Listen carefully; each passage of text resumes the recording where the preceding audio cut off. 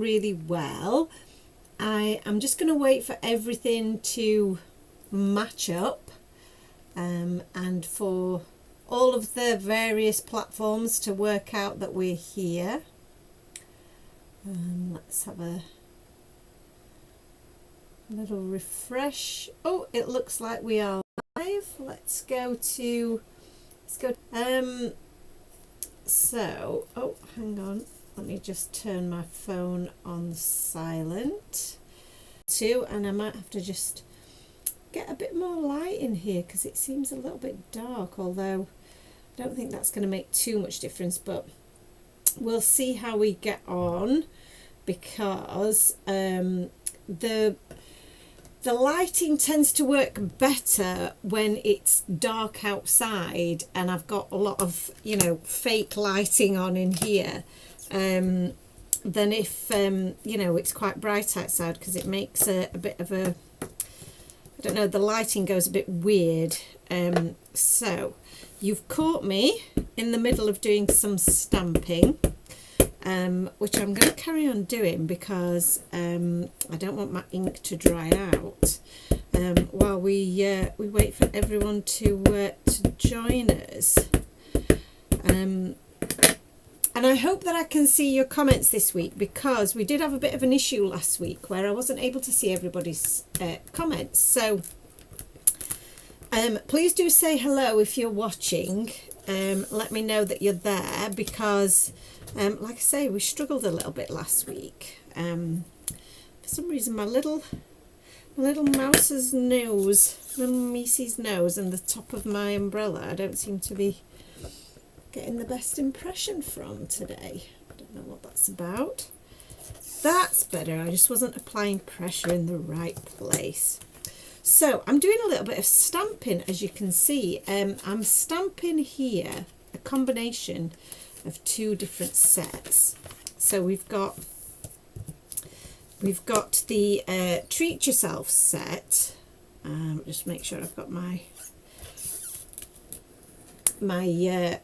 magnets in the right place, and the Cafe Critters. So I'm stamping both of these, and like I say, do let me know if you can, if you're watching, just so that I can see if the comments are working. It's I mean, I don't know how I'm going to know really. We had comments at the start of the live last week, but then they kind of disappeared part way through, and I just thought everybody had gone really quiet on me, and it was a bit unnerving, to be honest. So yeah, I wasn't really sure what was going on. Oh, I have a comment from Crafting Queen. Hello there.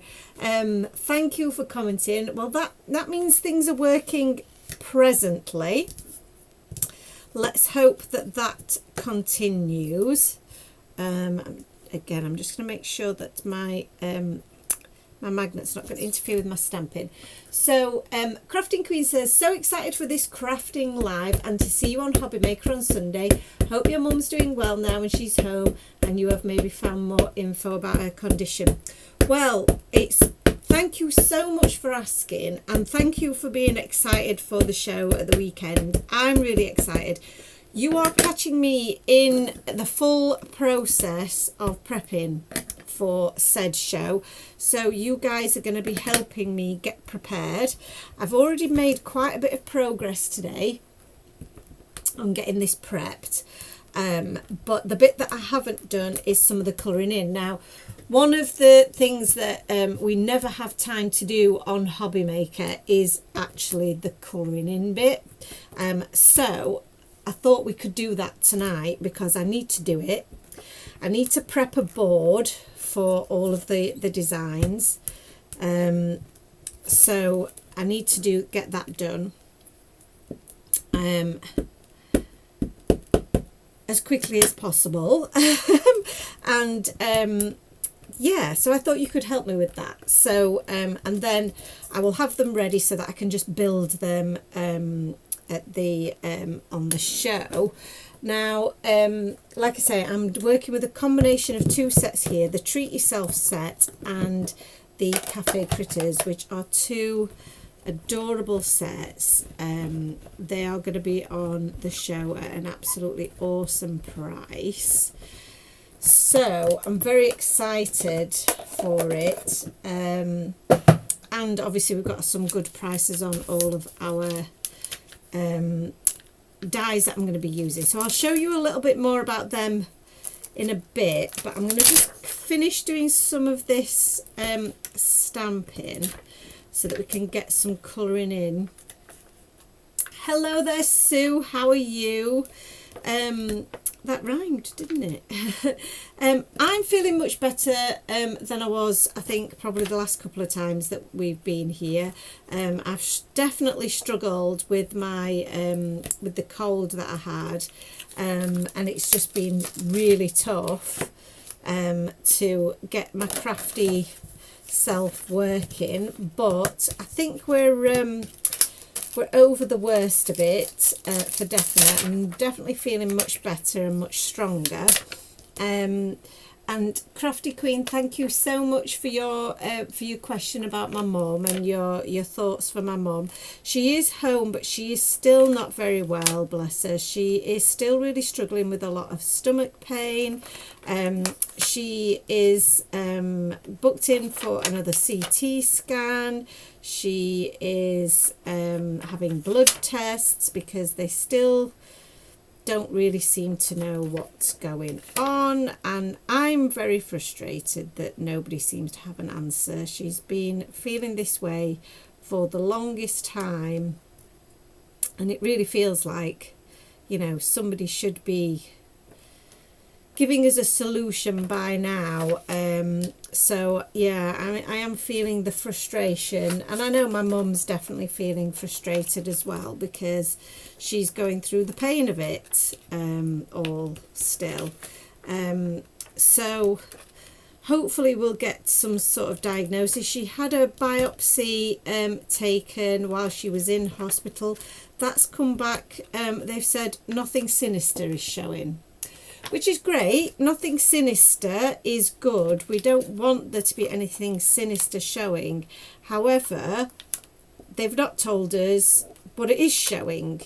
So, all right, it's not showing anything sinister, but then what does that tell us then? What is the, you know, what is the answer?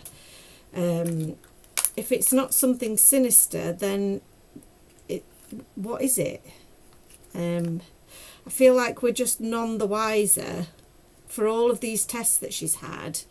We still know, not, you know, like I say, we still no idea what's going on. So that's frustrating, of course. And in the meantime, while we wait for the results of more tests and more messing about, because nothing's quick, is it? You know, through the NHS, everything is, you know, we've got to wait till eventually, you know, something is done. And tests, you know, you can then go and have the test, but then you've got to wait weeks for the results of that test. And in the meantime, you know, they won't give you anything for it because they don't know what it is. So you've just got to suffer. So, you know, I'm feeling very frustrated on my mum's behalf. But we're kind of in the hands of the medical professionals, which, you know, I'm not very good at not being in control either. So especially when it comes to the health of somebody you love, you know, you want to be a bit more in control.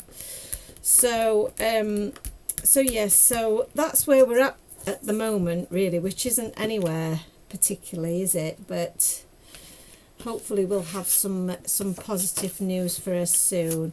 She's also then thinks that she's done herself a bit of a disservice by being out in the sun yesterday. So obviously we've if you're in the UK, you'll know that we have experienced a rare bit of sunshine. It's not been so sunny here in Sheffield today. It's been very cloudy, but it is quite warm outside.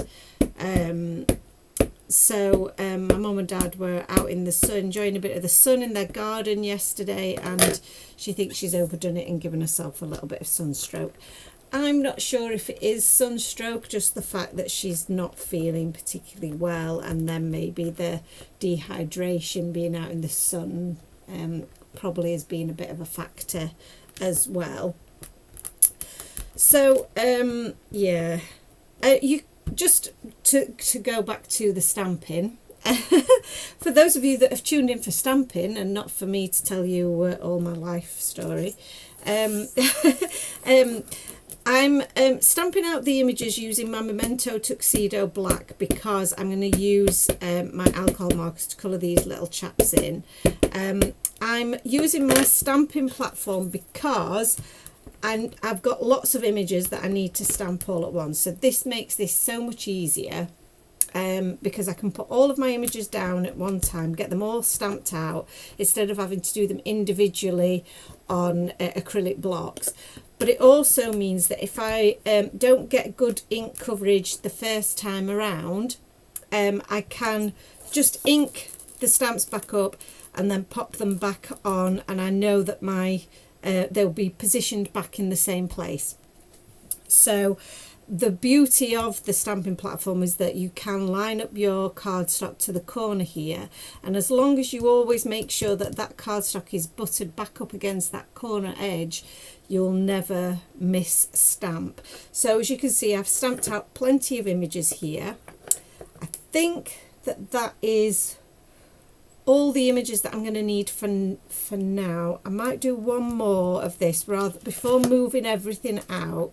I might just do one more, and then I'm going to do all my sentiments, and you'll see why I'm doing this. Hopefully we get time to show you kind of the end result, because I think I will at least try tonight, while we're talking, to colour up enough images to go on a display board, so that we can show what all of these gorgeous little images look like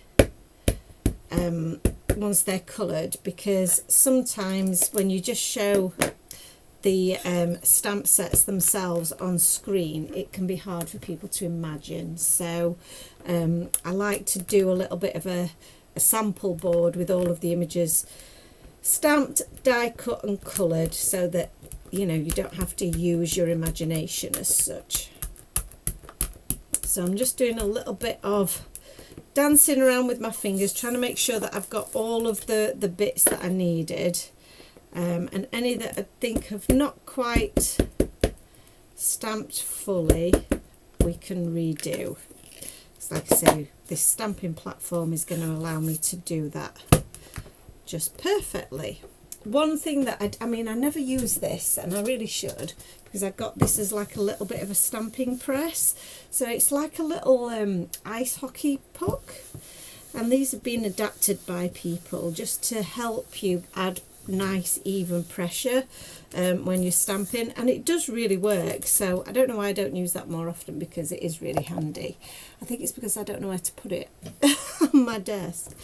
Okay, so we've now got all of those bits sorted.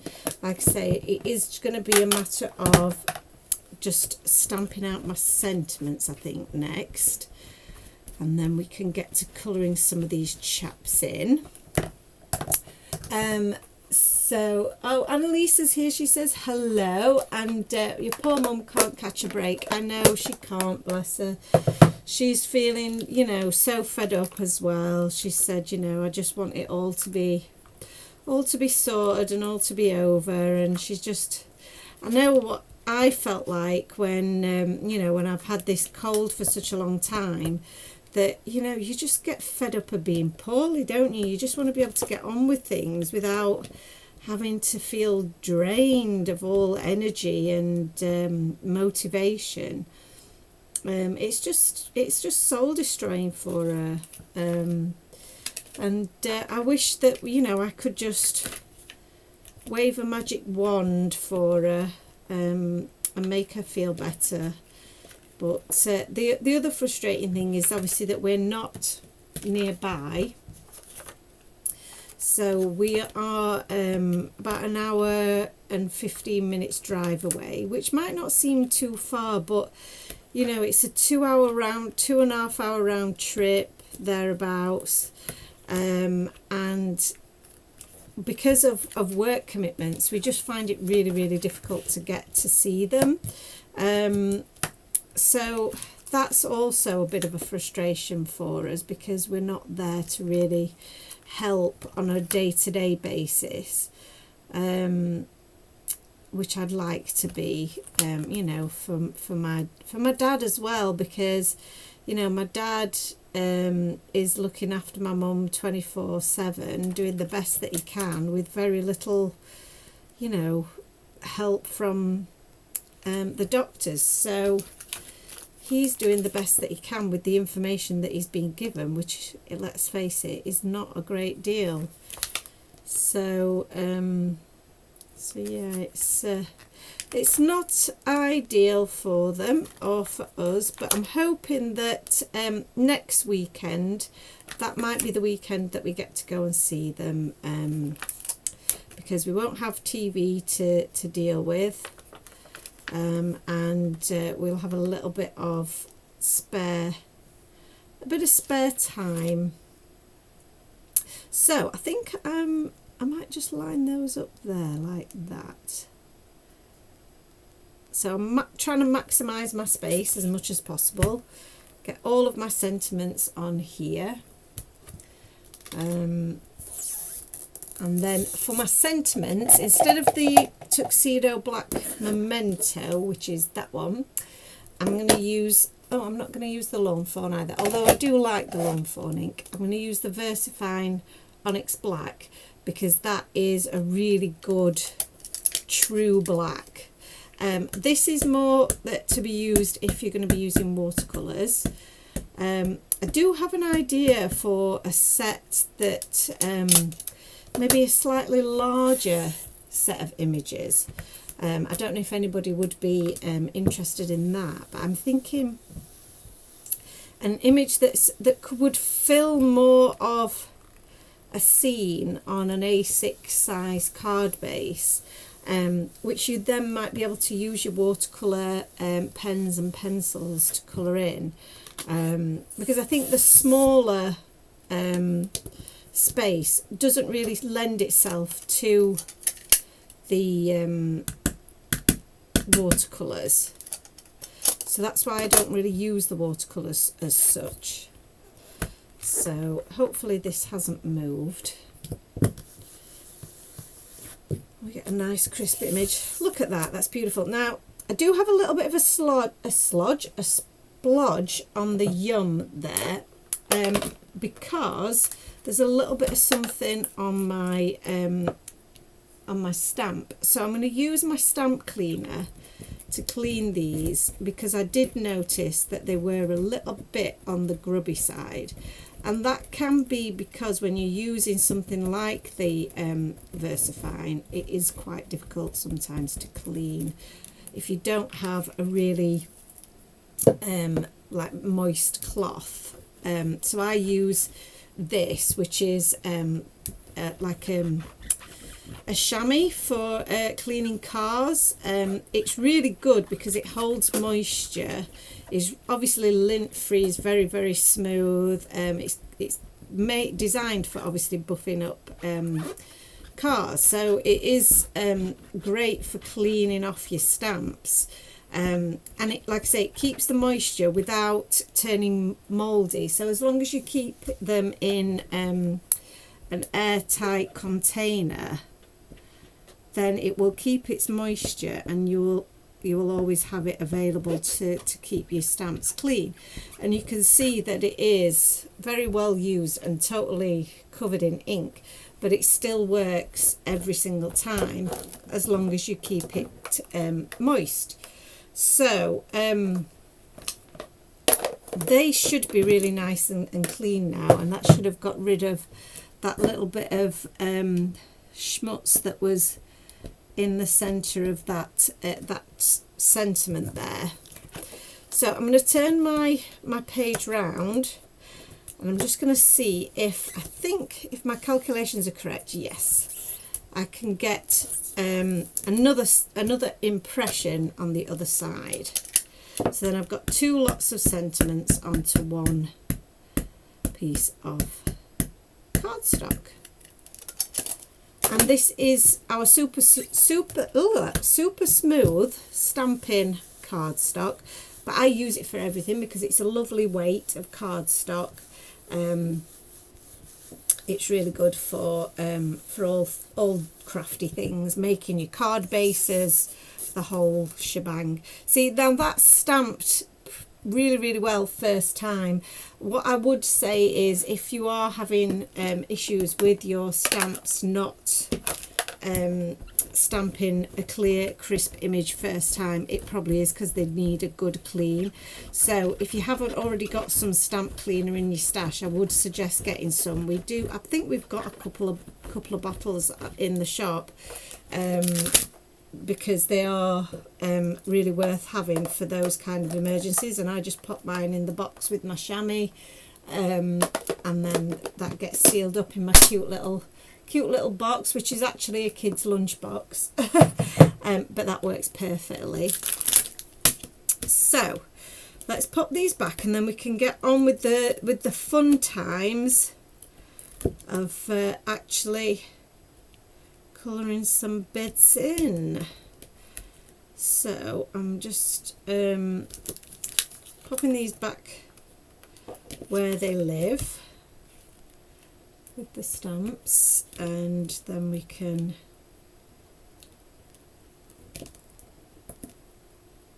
hopefully I've stamped out enough bits here for the projects that I'm working on. But I can always, obviously we can always stamp more if we need more, can't we? That is not a problem. So great, I think we're good to go now. Let's get these guys put away. We have the coordinating dies for all of these, of course.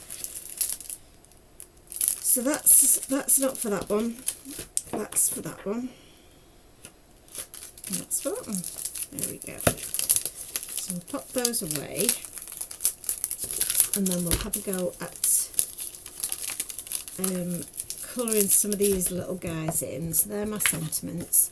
So I want to make sure that I've got at least one full set of each for my display. So that's going to be the focus. Just looking at some of the comments. Crafty Queen says, yes please, to larger stamp images if possible. Question, is Memento ink good for permanent with acetate? I got some lovely items from your sale which arrived yesterday, so going to play soon. Oh, fabulous, really good. So do you mean, is it good to stamp onto acetate?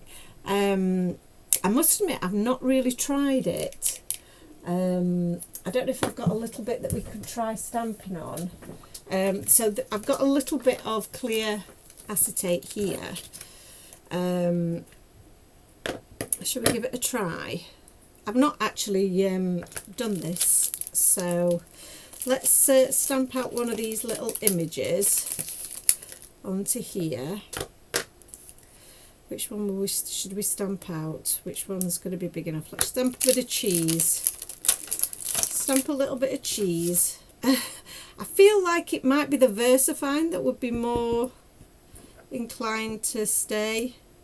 So that is, it's not given a very crisp stamp. So let's try, I just need to clean this off a little bit so it doesn't interfere with the stamping process. So let's try. Oh, very squidgy, but much clearer. So I don't know if you can see that if I put my hand in front of it there. The top one is the VersaFine, the bottom one is the Memento. So the VersaFine has given a much crisper, clearer image. Now we need to let that dry and see if that stays in place once we've allowed it to dry, and if it you know, it smudges afterwards. But I hope that helps. Well, I'll put that to one side and we'll come back to it later and see what the result is. I'm keeping all of my inks around me because I don't want to forget to take them with me. One of my major flaws when it comes to TV is that I always forget to take something with me. Always.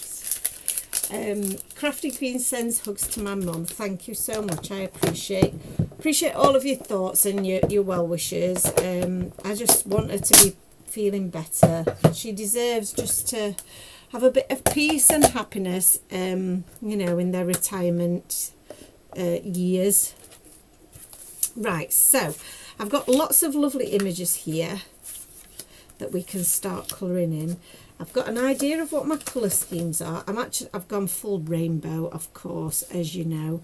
So I'm going to colour in one of these. So we only need one of these. Put that to one side, and then I just need one of these. So we'll pop this one to one side. I think we'll use that one because that seems to be the clearer image. So we're going to have a go at colouring both of these. We've got a deadline of an hour to get these coloured because I have a crafting live with the design team straight after this, which is exciting because I'm going to be showing them the brand new release. The next release is going to be out probably middle of June, which is not long. So you've only about a month to wait before that hits the shelves. So lots of work to be done between now and then. But yes.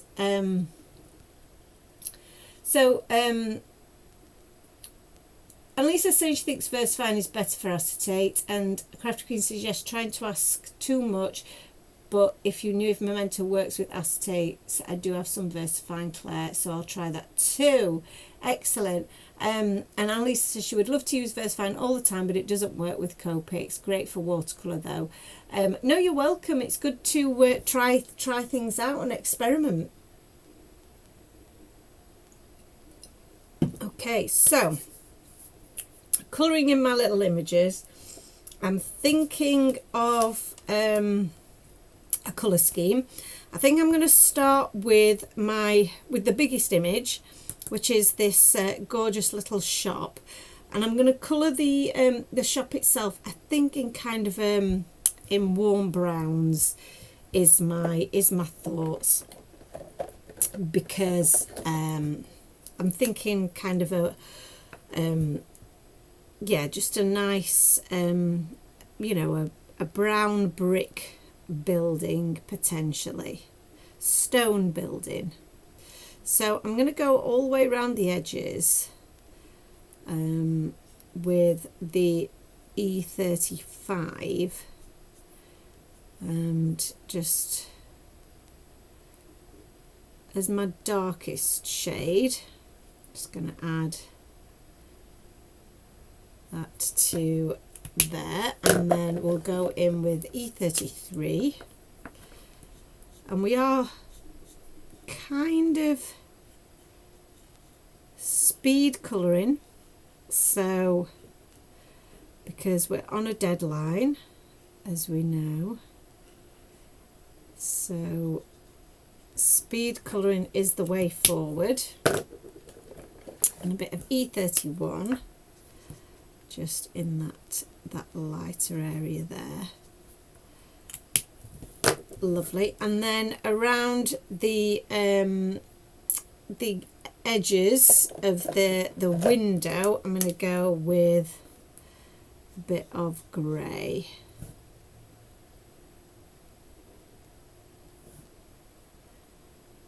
So there, that's a lovely grey window. Let's think of colour scheme. I'm thinking reds and pinks are my go-to here, and maybe some yellows I think are going to look quite nice. Or should I go green for a bit of contrast? This is for my baseboard, so I'm gonna go with going to go with reds. Going to go with reds because I love this, the way that this awning looks with the red and white. So I think we'll just go red and white for this one. And then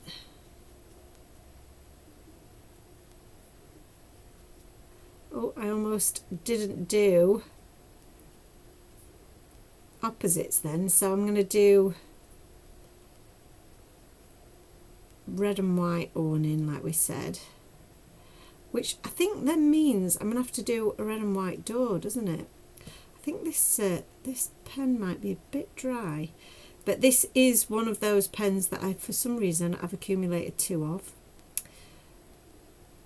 so never fear. If this one runs out, I do have more. So the R22 is going to make this a little bit less bright red and a bit more like a salmony red, which I think is a lovely combination. Really softens the red down a little bit, makes it a little bit more palatable even. So I'm just smushing that colour together. There we go, smushing away. That's a new colouring technique, smushing. And then I will go all the way around those edges there to bring in that darker shade. And I think we'll go even paler in the centre. Just to, I think it almost gives it a bit more of a vintage retro feel by doing that. So the R21 goes in the middle there. Lovely.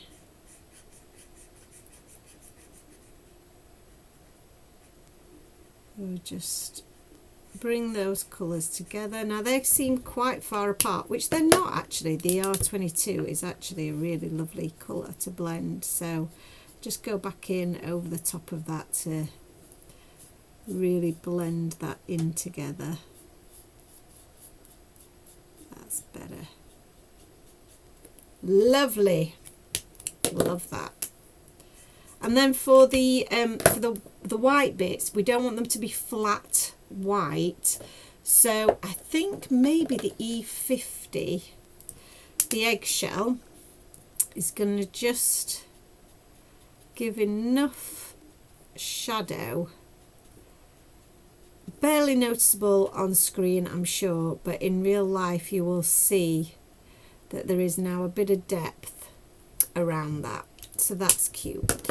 So I think because we've gone for the lovely just red and white, I'm feeling the kind of the greens might be my way to go next. So I've got a bit of the YG17, which is a lovely green shade, and I'm going to use this to give myself some nice green awnings, not, or what would you say, window dressings, and we'll have a green door as well, green doorknob, and then I'm using the YG13 to blend that out. It's a lovely colour combination that. This is quite a new pen for me as well, the YG13 Chartreuse. I don't know if I've pronounced that right, but I love it. I do.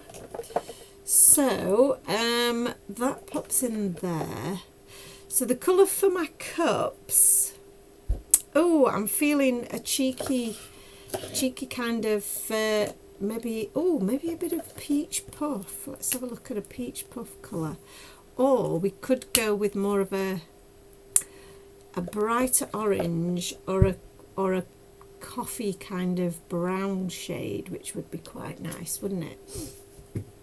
I overthink these things far too much, because really, does it matter? But to me it does. So that's going to go in there. And then for a little bit of shading on there, I think is probably required. There we go.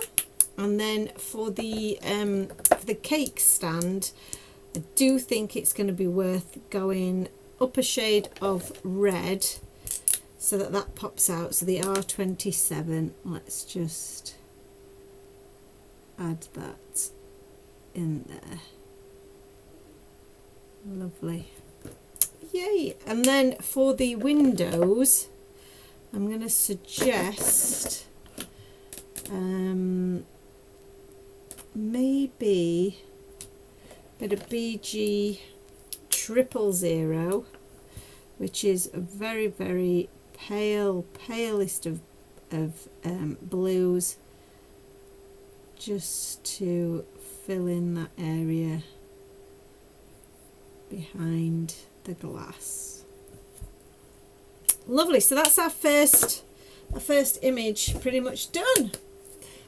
Julie's with us. Hello. Popping on briefly as out to see Cinderella Awards shortly. There are awards for amateur pantos in the area. Glad I'm feeling better today so I can go, and I've got a dance show on Sunday. What a hectic life you lead, Julie. So, oh yes, and she's asking, what did Crafty Queen manage to get? We'd love to know what you're going to be crafting with.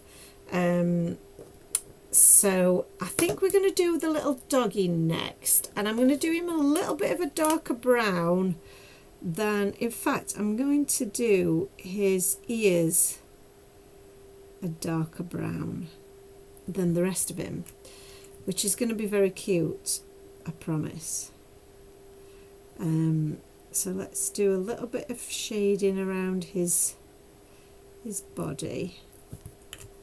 These images are super small but very, very cute, and really not too difficult to colour in. You only need, you know, a couple of colours really. I'm over egging it with the colouring really. So I've coloured over his nose because I'm going to do that in a really dark shade of brown, and I want his ears to really stand out. So I'm going to go with the E27, I think. Let's try that. Oh, that's cute. Yeah, that's cute.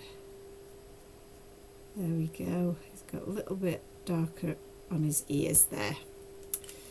Very cute. The bunny, I think, let me zoom in a little bit so that you can really see me colouring in these guys. The bunny, I'm going to go with the E42 and E43 shades, just because I really do like that kind of neutral colour for rabbits, because it's very much. And I like it as well for mice, actually. So while we're speaking about rabbits and mice, I think I will do that for these guys over here. Because, like I say, I do think these are the perfect colours for these guys. Yay. And a bit of E41. We'll go back to this guy. And like I say, we are doing a little bit of speed colouring here. So we've got lots of images to colour. But these are just some of my favourite types of images to colour, because when you put the scene together, it's just so cute. For the blush, I like to use R20. So I'm going to be absolutely surrounded by pens by the end of this. So I like to give them a little bit of cheek colour. Bit of cheek colour for my little dog as well. That's a bit of a paler colour. I might have to go a bit darker for him. So my colour of choice for darker darker fur, I suppose you would call it, is the R32. So that's the two little rabbits done. Let's do the mouse. So the little mouse is going to be in E53, and his little body is in the basket there. Cute. Oh, and then E51 to colour the rest of that in.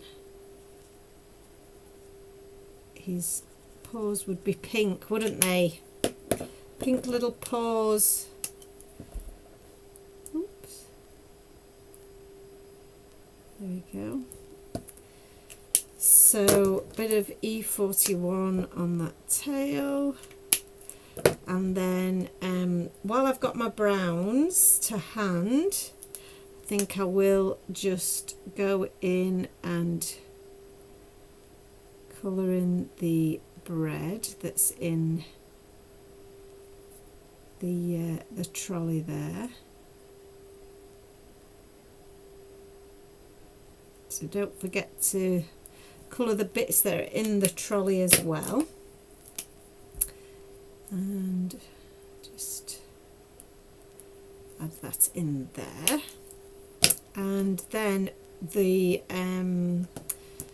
trolley itself will do in grey in the C5.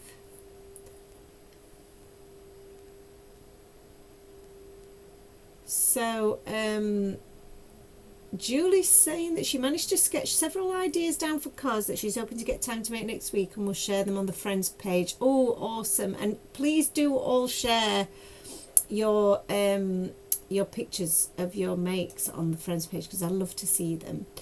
And apparently Julie thinks that Hobby Maker have now got Copics on, but not compared the prices yet. Oh, that's exciting. It's very exciting. I think I get a little discount as well for being a supplier, you know. So that would be cool, wouldn't it? How good would that be? So I'm just adding bit of colour there.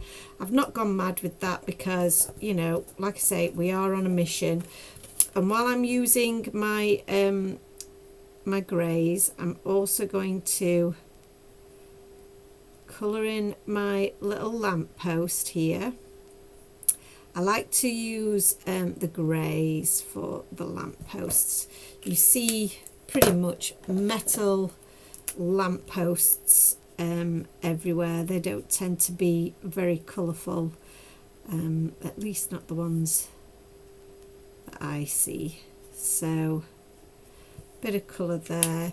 And I like to, even though they're not really on, because it's probably going to be a daytime scene, adding a little bit of yellow just makes it look a bit more like it's an actual light. And then for the parasol, I think I'm going to go with a metal base for the parasol as well.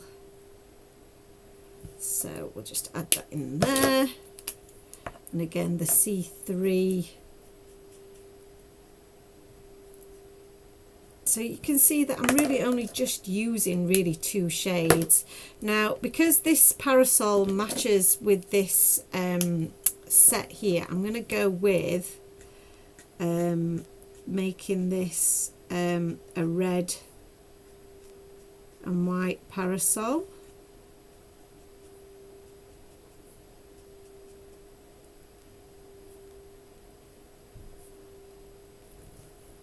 Which is very cute. So I'm going to go over that with my R22 like we did before.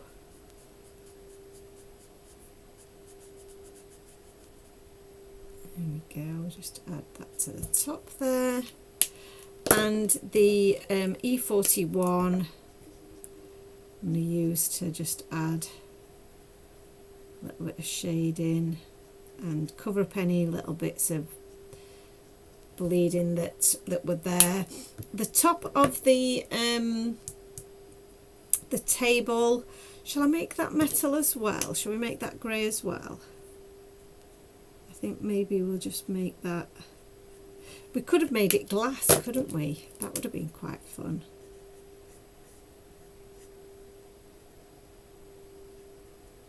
We might make it a bit of a paler shade on top so that it is almost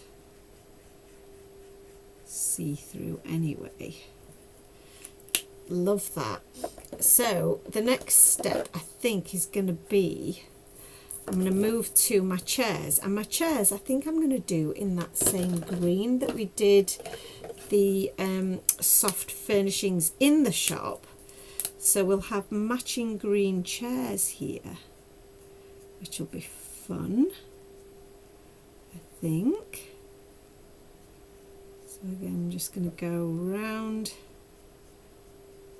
the outside edge. Doing this one upside down, not really sure what I'm doing. And then the YG13. And I'm going to just stop short of doing all of it, just because I want to add a little bit of an even paler colour, the YG11, right into the centre. And again, I'm just smushing that around using my smushing technique. There we go. Love that. This green is also, so I'm multi-purposing, if that's a word, my my colours here. So where I'm spotting an opportunity to use that colour, I'm going for it. And that means we're going to have a green mug, because why not? Green mug as well. There we go. Green mug. We want a little pastry. We've got a little croissant here, and the perfect colour for this croissant is the E30 shades, definitely. What have I done with that E31? There it is. That gives me a lovely little croissant shade. My little cupcake, again, I can use one of my browns for the base of that. E35 to add a little bit of shade in there. Okay, so this is coming together really nicely. I think that the bottom of this I'm going to do in a little bit of purple, because we are using some purples. So I'm going to go with this paler shade and the V25. So sorry if I am going a bit too quick. So that's the V25 and the V22. I am surrounded by markers now.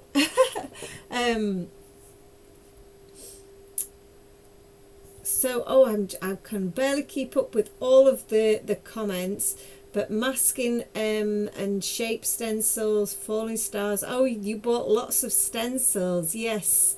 Some fantastic bits. You had a really good selection.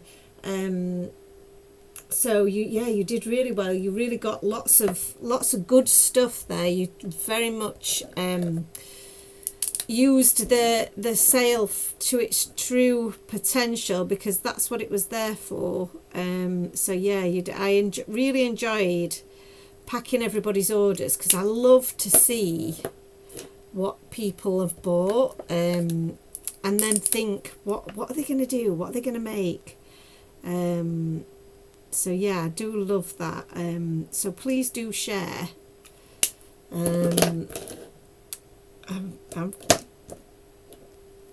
getting very much carried away with all of this colouring. I love it. So that's my little donut. And I think, oh, I've got another bit of bread here. And I've also forgotten that I have, where's my E33 gone? Oh, that was my E33, E31, that's what I want. That I've got another little carrot just here. And colour the carrot in.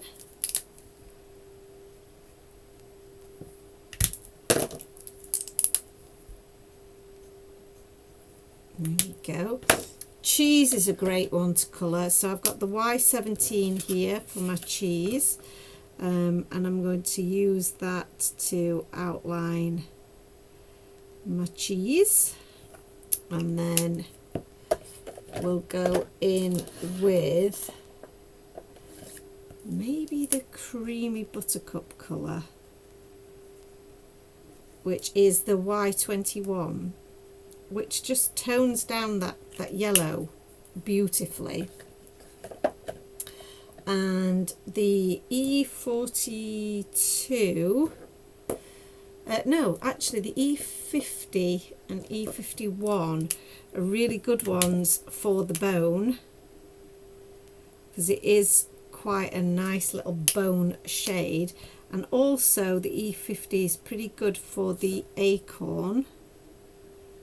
If we do E50 and E53 for the acorn. This is so cute, isn't it? It's so cute to colour in. And then for the sausages, the E22 is absolutely perfect for this. The E22 and the R22 and the R21 or R20 just give that really cute pink, you know, raw sausages look. That the little cheeky little dog has just pinched his sausages from the shop and run off with them.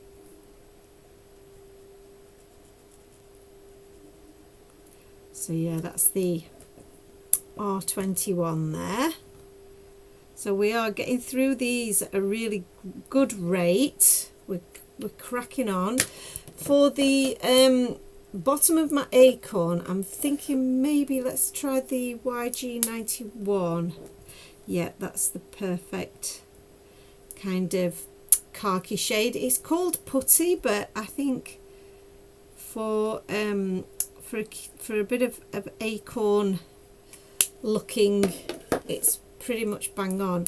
You've then got the Y95, which seems like it's quite a way away from that, but it's really not. And like I say, it is quite a nice khaki look, but I don't think they're called that. I think they're called olive. It's more of an olive look, which, yeah, I get that. It is a bit olivey now I've seen it. I'm going to keep all my colours out. So I'm just playing with the thoughts of what colour I'm going to use for other bits. I think I'm going to go with purple little cup here, and we'll go with a green straw, and then a brown kind of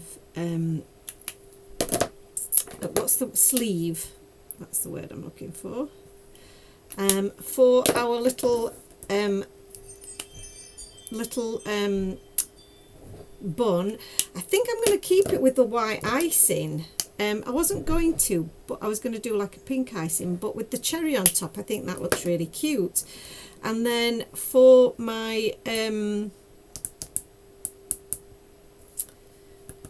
donut, what shall we put? I was going to go with the pink for the donut, which is quite I suppose a bit standard, isn't it? But you know, why mess with something that works? So it's the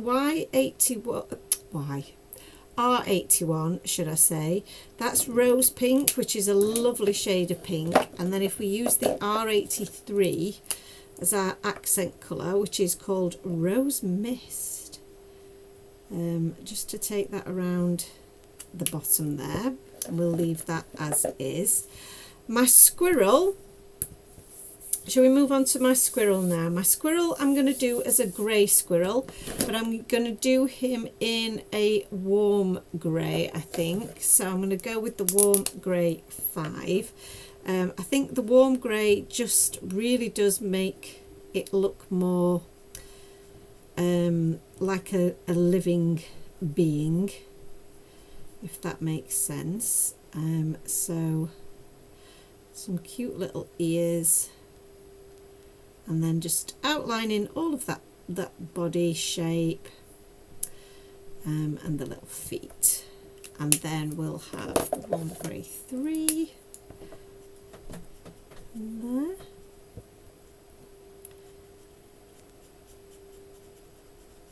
It's a cute little squirrel. I do love squirrel characters. I know they tend to come out in the autumn time, but I love them at all times of year. And I love it when you do happen to see a squirrel out in the wilds. It's always a treat to see them. So I'm going in with the oh goodness, I can't speak today, can I? The W1. I'm getting all of my letters mixed up today. And then for his little tummy, I'm going to go in with the E41, because it's quite oh, we've got a cat visitor.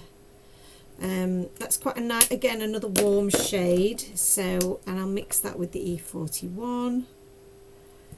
And then he needs a little bit of pink cheeks.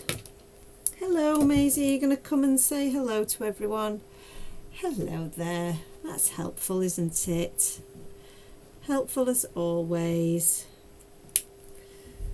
Thank you for coming and fluffing everywhere. Would you like to come and sit down next to me while I finish? And Lisa says, raw sausages, lol. And she says she loves the image of the dog running off with the sausages. Yeah, he's very cute, isn't he? And I think I might do the dog. Oh, we're back again, are we? Okay, that's great. I was thinking, what colour should we do the dog? Should we do him as a paler version of his friend? Yes, are you going to come sit on my knee? Is that what we're after? Okay. So we might do a little bit of a paler version. So we'll go with the E33 as being the darker shade, and then this will ultimately make him a little bit paler. So just outlining all of his body first. And this is kind of a top tip. If you're not sure kind of how to shade, or you're not sure, you know, where, you know, you want how to create that 3D look to your images, this is the most simple way when you're working with a small image. The simplest way of doing it is to outline all of it in the darkest shade, and then work your way into the palest shade, and that will give you that illusion of a 3D image without a lot of effort, really. You could, you know, I think people really do spend a lot of time you know, really getting the shading in the right places, and you know, if you've got time to do that and you enjoy doing that, then, you know, absolutely you can do that with these images, even though they're small. But for me, especially when I'm doing a project like this, I want to get it done fairly quickly. I want it to look good. I want you to feel that it's 3D, but I don't want to have to spend hours achieving that look. So this is my kind of top tip to achieving the best result in the shortest amount of time. So we've now got our little doggy with his sausages. So we've got our 2 cats left. So cats, I think, are really easy to do in a dark. If you wanted to make them all black, it's going to be very flat. So for me, the easiest thing to do is to make them either a paler shade of grey, or to do them as kind of a black and white cat, which my little Clyde was. So that's always a favourite technique of mine to do. And Harry, our cat, also was black and white. So I like to just give